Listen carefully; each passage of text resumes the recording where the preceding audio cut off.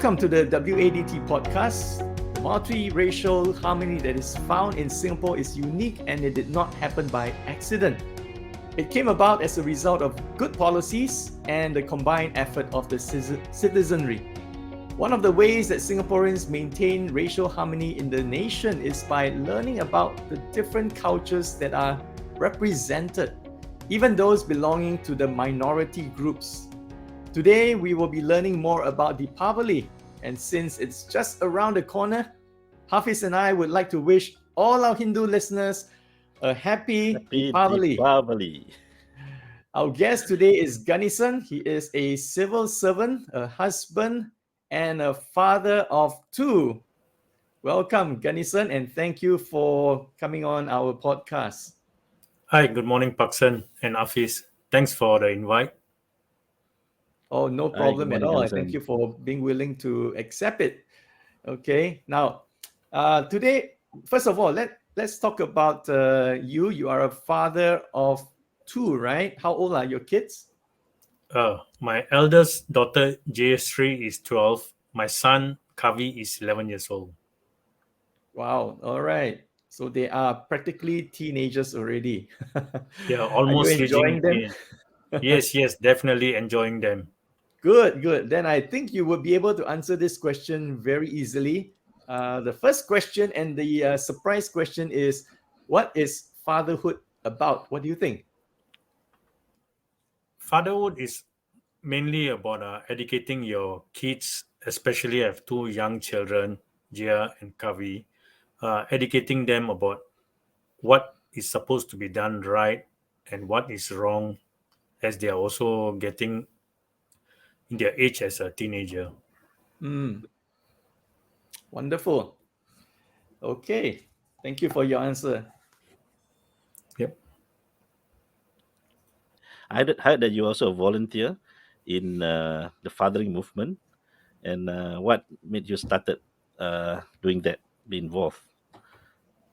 Yes, Hafiz. I'm a volunteer with Appa Walnal Uruvu, which is known as AVU, the Tamil versions of Dads for Life. I've been a volunteer in this movement since it started January 2019. So almost about two over years, coming to 3 years. Okay. Previously, I attended workshop by Center for Fathering.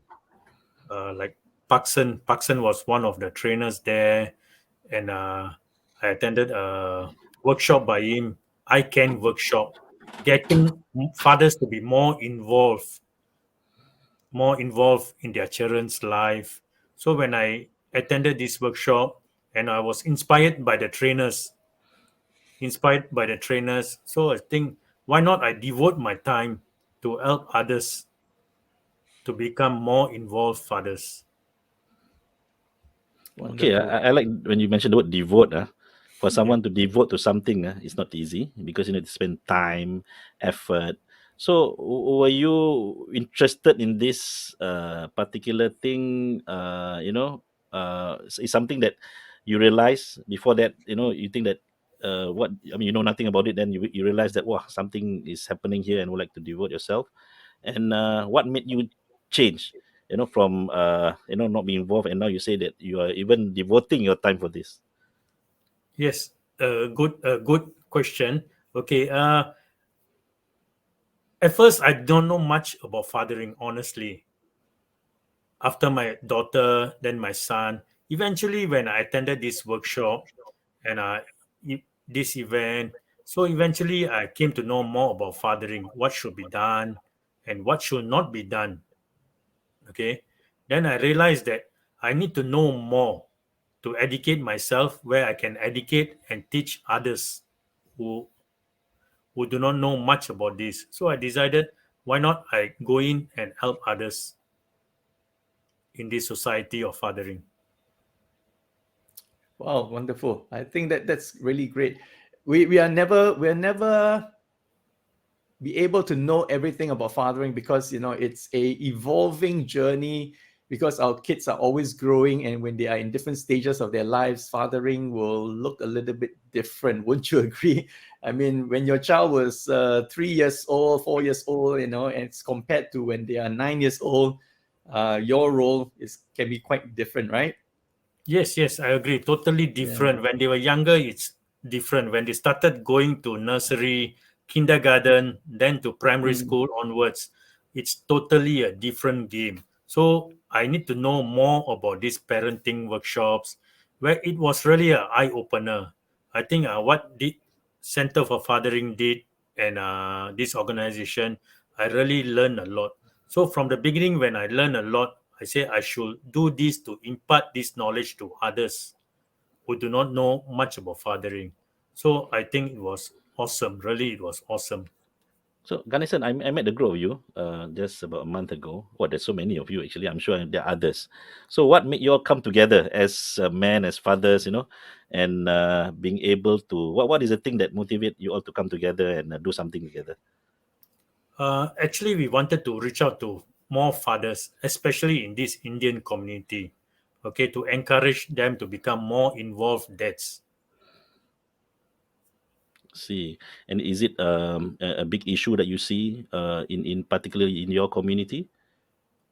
Uh, Practically not only in our community but in other communities also, because fathers do work and eventually come back and provide for the family, whereas normally moms take care of the kids and all that. So we thought, why not get more fathers involved in this, whereby they'll be involved in their children. Let's talk about Deepavali. Can you tell us what is Deepavali? How is it celebrated? And what do you do before, during, and maybe after the day itself? Can you help us to understand it more? Ken, Deepavali actually is one of the major festivals conducted in Singapore. Okay, for this year, according to the calendar, it falls in normally it falls on October or November, in the month of October or November. But in the month of Indian calendar, it falls on this Aipasi. It's known as Aipasi. Okay, for this year, it exactly falls on the 4th of November, which is coming soon. It's on a Thursday. All right. It is known as a festival of lights. Okay, actually, it's a triumph of light over darkness. Okay, Mm. And like good versus evil. Mm. yes, correct. Bright colors along the streets, especially in Little India. If you go, they have decorated Little India since the month of September, and it will last until somewhere near after Diwali itself. The lights, decorations all across the road. Mm. Okay, Okay. and So, yeah. Yeah. So, how does the celebration go? I mean, I'm sure there are things that happen before the day itself. Can you tell us, give us a rundown on all the different, traditions and customs and rituals, that are related to Deepavali itself? okay, before Diwali itself, there's quite a number of things we'll do, like family as a family. We'll shop for new clothes, okay, especially for everyone at home, because we believe that it's a new beginning, okay. Then ladies at home, they'll make cookies, especially muruku. Muruku is a crunchy, savory, okay, together with like other normal festive cookies like pineapple tarts, sweets. Then we will have an occasion of cleaning the house, where father will go with the kids, help to clean the house. It's not only mummies to do the cleaning, fathers also Mm. rope in to help. Okay. Then before Diwali itself, we also have prayers for the ancestors. Okay. For me, I'll pray to my late father and my grandfather, grandmoms. Okay. Ask them for blessings. Okay, that Mm. will happen before Deepavali itself. Wow, wow. Okay. I mean, I learned new things actually. I thought I've been living in Singapore for a long time, and I know what is Deepavali. But within this short 1 2 minutes, I learned so much. And more importantly, I learned also there are a lot of common things. All right, for example, we prepare in the morning or the day before. We prepare cookies, things that we don't do every day, but to make the occasion joyous, and so that people can come together, have a reason to come together.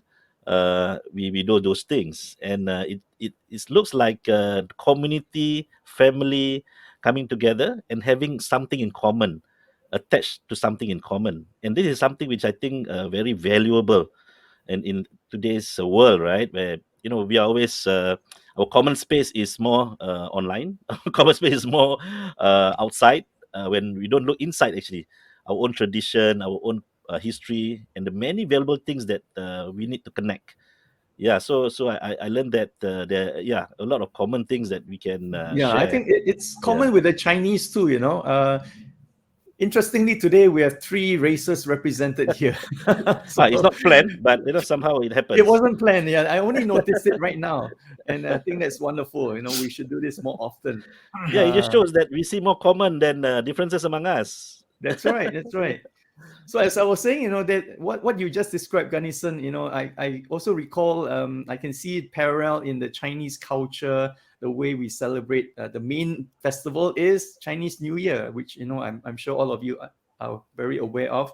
We do have spring cleaning. That means we try to do a major cleaning of the house, throwing things out that, you know, we don't need anymore. And that is a very, very important thing. And we also have a tradition that I'm not a very traditional Chinese, I have to admit. You know, unfortunately, I wasn't very impressed with a lot of things that we do, because I always question why, you know. And so there's one thing that, you know, you cannot hold the broom.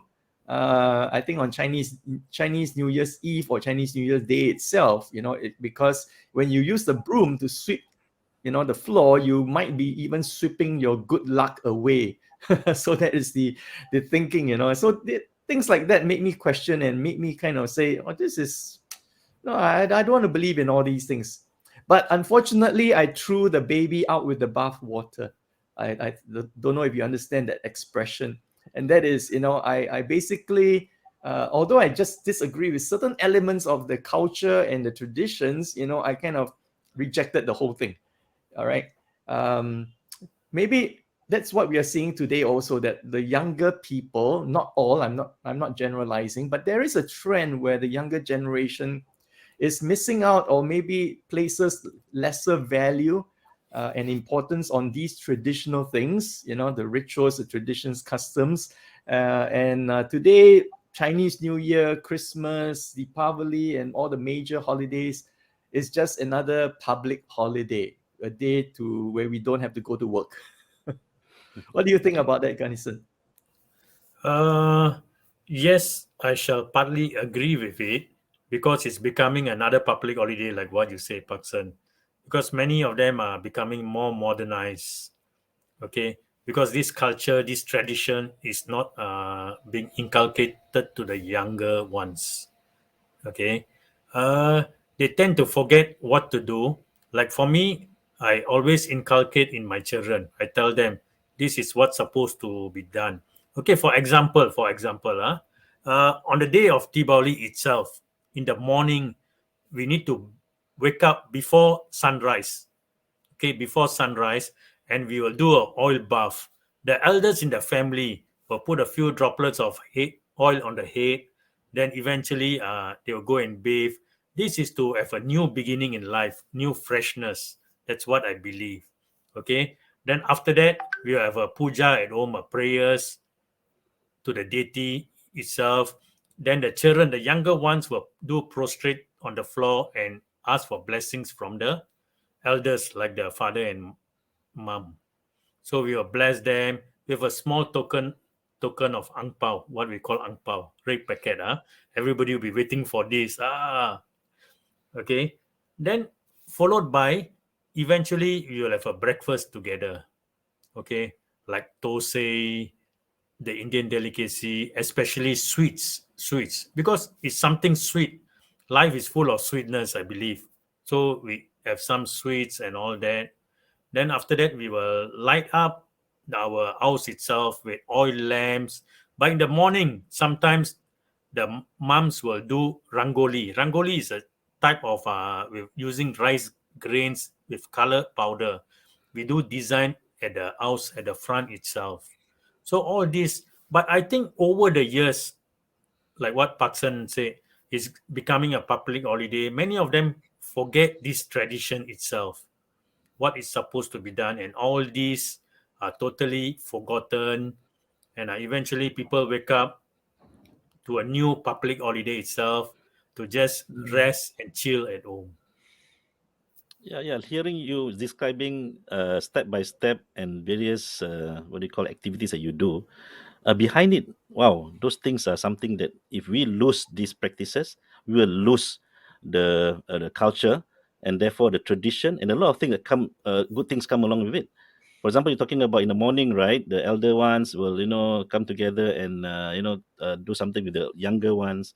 And you're talking about puja, because we also have that word in Malay, and at the same time you prostrate to someone that you, or something that you devote to. Okay, and then you have the elder person, to give blessing. These are all uh, the foundation, right, of our community, of our culture. When we stop doing those things, we stop something that's been so ingrained, that make us what we are. All right, so if you do, it's about, it's more important than just celebrating the holiday. Okay, it's about maintaining values that we hold dear, that would bring us together, that will make us into a better person.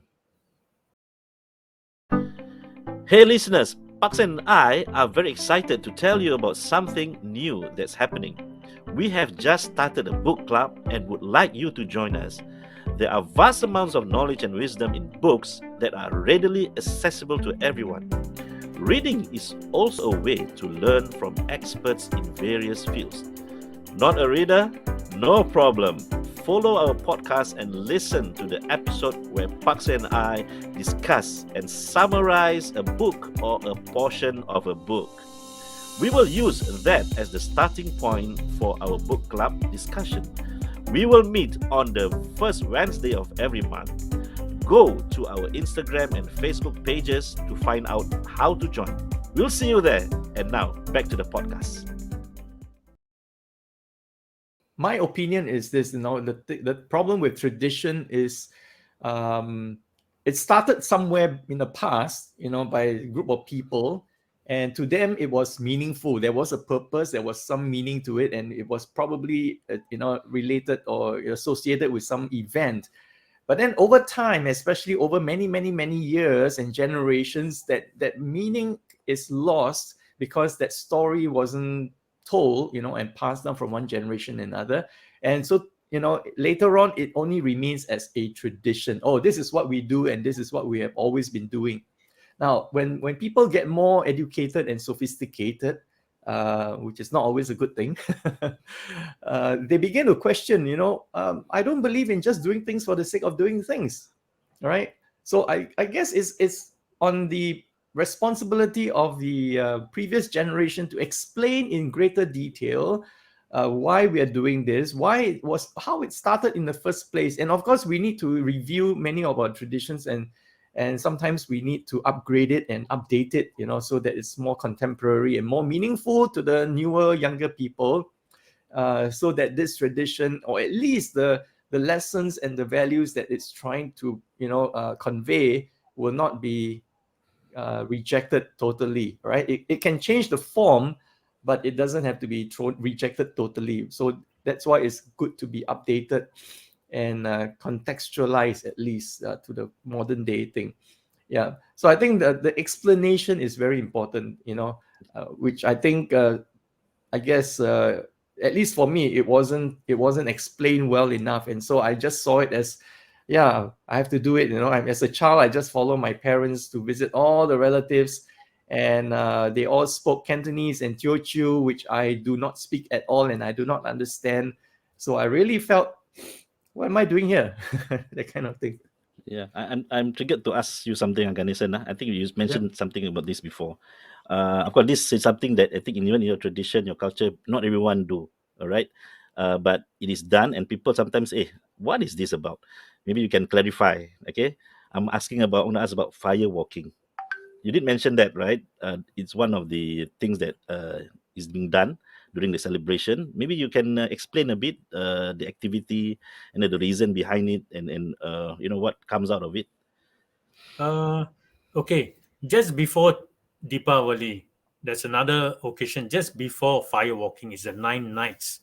They pray to Lourdes Lakshmi Durga. Okay, 9 nights of lighting up the lights. Okay, followed by firewalking, which is known as Timidi in Tamil. Okay, it's firewalking. For this year, it was on last Sunday, but on a smaller scale because of COVID. I think almost about 900 participants. Okay, we have preceding events. This is actually for devotees who have prayed for some requests from goddess, and they have gotten their vows and all that. So this is a way of their prayers where they walk on fire. But before that, we have other preceding events like Anga Pradesnam, where they will roll on the floor. The guys, this is only for guys, and ladies will light up the Mavelaka and all this. Kumbrudanam. Okay. And firewalking, like what I said, was on last Sunday, where the guys will walk on a fire pit which is prepared, okay, with burning coals. Okay. They walk to thank the god for what they have obtained and all this. This is obviously 1 week before Deepavali normally. All right. So it's being done only by people who are, prepared and have done certain practices before that, right? Not everyone Yes. can do it, and I Yes. think, yeah. So, Because you have so, to you have yeah. to follow through a vegetarian diet, then you Ah, have to pray, you have to do these prayers and all that. But we have all walks of life. We have Chinese, we have Hindus walking on fire. Yep.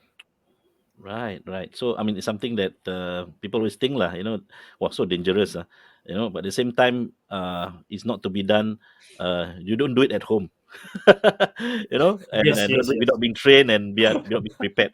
So the idea is, same thing, right? Anything in life, if you are going to something which is new, which is you need to have a different kind of experience, you better be prepared and train yourself before that, you know. And it's a big lesson, for everyone actually. I'm not sure whether anyone got injured, but there must be people who don't follow the rules and later got burned. I mean, in Yep. inverted commas, in Yep. anything, not just in firewalking, right? In Yes, yes, yes. business, in life, in marriage, and so on and so forth.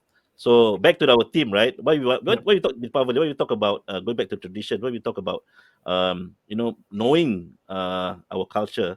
I think it's also very much true that like in being a father, being a husband, right? We have to prepare ourselves, right? In before we get into uh, that role.